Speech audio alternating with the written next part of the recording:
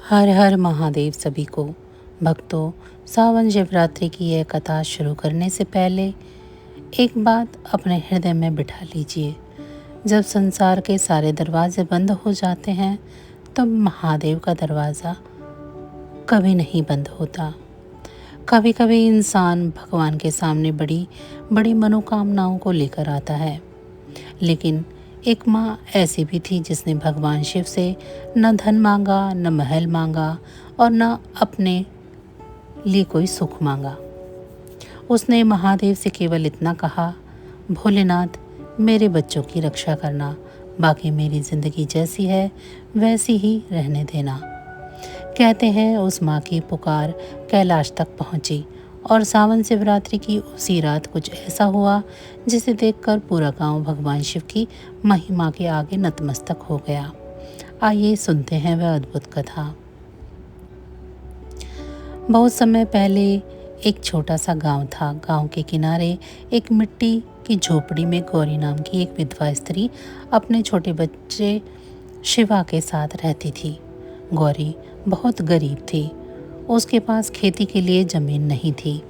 वह लोगों के घरों में काम करके अपने बेटे का पालन पोषण करती थी, लेकिन गरीबी के बावजूद उसके घर में भगवान शिव की एक छोटी सी प्रतिमा थी।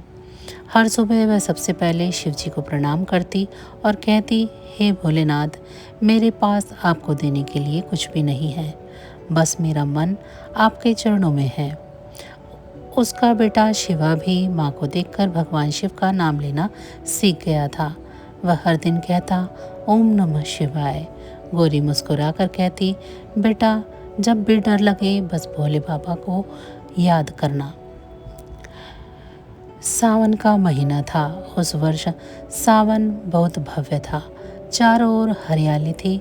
मंदिरों में घंटे बज रहे थे। कावड़िया भगवान शिव का नाम लेते हुए जा रहे थे। गांव के सभी लोग सावन शिवरात्रि की तैयारी कर रहे थे, लेकिन उसी समय गौरी के घर में एक बड़ी परेशानी आ गई। उसका बेटा शिवा अचानक बहुत बीमार पड़ गया।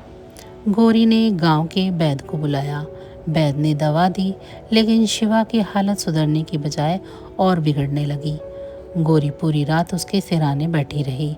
वह बार बार अपने बेटे के माथे पर हाथ रखती और कहती, बेटा आंखें खोलो, लेकिन शिवा बेहोश पड़ा रहा। गौरी की आंखों से आंसू निकलने लगे। उसने हाथ जोड़कर शिव जी की मूर्ति की ओर देखा और बोली, भोलेनाथ, मैंने जीवन में आपसे कुछ नहीं मांगा, आज पहली बार मांग रही हूँ। अगर मेरी भक्ति में ज़रा भी सच्चाई है तो मेरे बच्चे को बचा लीजिए। उस रात सावन शिवरात्रि थी। गांव के मंदिर में विशेष पूजा हो रही थी। हर कोई भगवान शिव का जलाभिषेक करने जा रहा था, लेकिन गौरी अपने बेटे को छोड़कर मंदिर नहीं जा सकती थी। उसने घर में रखे छोटे से मिट्टी के शिवलिंग के सामने एक कटोरी पानी रख दिया। उसने शिवलिंग पर जल चढ़ाया और बोली, महादेव, आज मैं मंदिर नहीं आ सकती, मेरे घर को ही अपना मंदिर समझ लेना। फिर उसने शिवा के सिर पर हाथ रखा और पूरी रात ओम नमः शिवाय, ओम नमः शिवाय, ओम नमः शिवाय का जाप करती रही। रात लगभग आधी हो चुकी थी। अचानक गौरी को ऐसा लगा जैसे उसके घर पे किसी ने बाहर दरवाज़ा खटखटाया हो। गौरी ने दरवाज़ा खोला। बाहर एक वृद्ध साधु खड़े थे।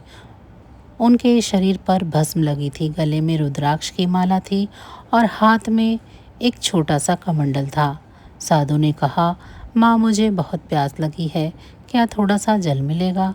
गौरी ने तुरंत उनके लिए पानी ला कर दिया। साधु ने पानी पिया और फिर शिवा की ओर देखा। उन्होंने पूछा, यह बच्चा कौन है? गौरी ने रोते हुए सारी बात बता दी।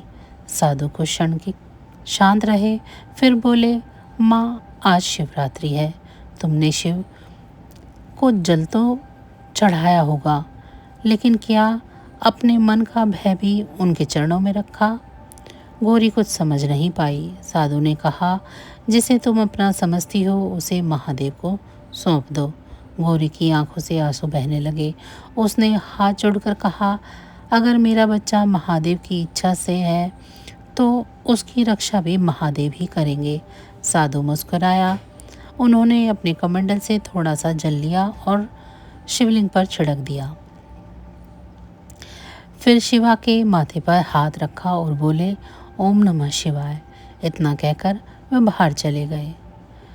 कुछ समय बाद गौरी की आंख लग गई।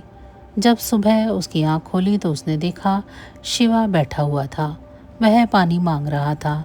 गौरी कुछ क्षण तो उसे देखती ही रह गई, फिर दौड़कर अपने बेटे को गले से लगा लिया। उसकी आंखों से आंसू बहने लगे।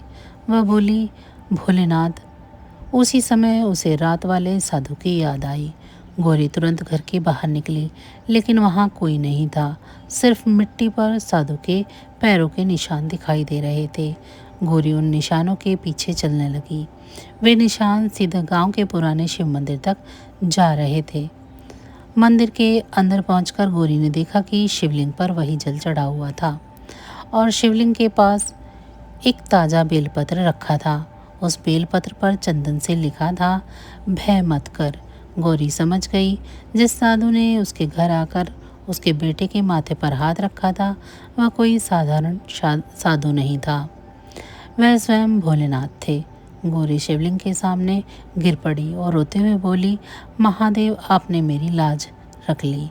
भक्तों, इस कथा का सबसे बड़ा संदेश यही है कि भगवान शिव को केवल पूजा की सामग्री नहीं, उन्हें चाहिए सच्चा विश्वास।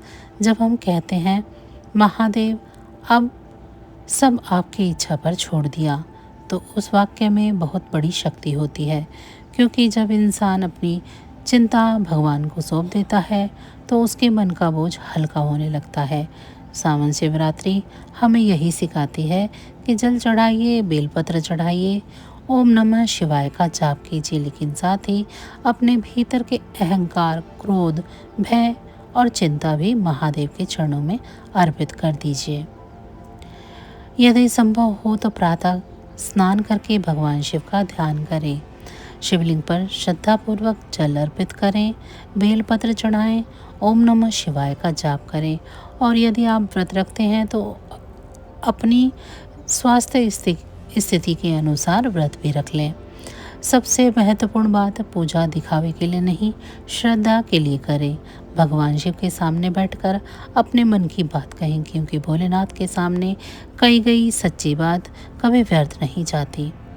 हे भोलेनाथ, जिसके घर में दुख है उसके घर में सुख देना, जिसके मन में भय है उसे साहस देना, जो बीमारी से परेशान है उसे शक्ति देना, जिसके परिवार में अशांति है वहाँ प्रेम देना, और जो भक्त आपके दरबार में खाली हाथ आया है उसके मन को अपनी भक्ति से भर देना। हर हर महादेव। यदि आप भी भगवान शिव को अपना आराध्य मानते हैं तो कमेंट में श्रद्धा से लिखिए ओम नमः शिवाय और इस कथा को उन लोगों को ज़रूर पहुंचाइए जिन्हें आज महादेव के भरोसे की सबसे ज़्यादा ज़रूरत है। हर हर महादेव। बम बम भोले।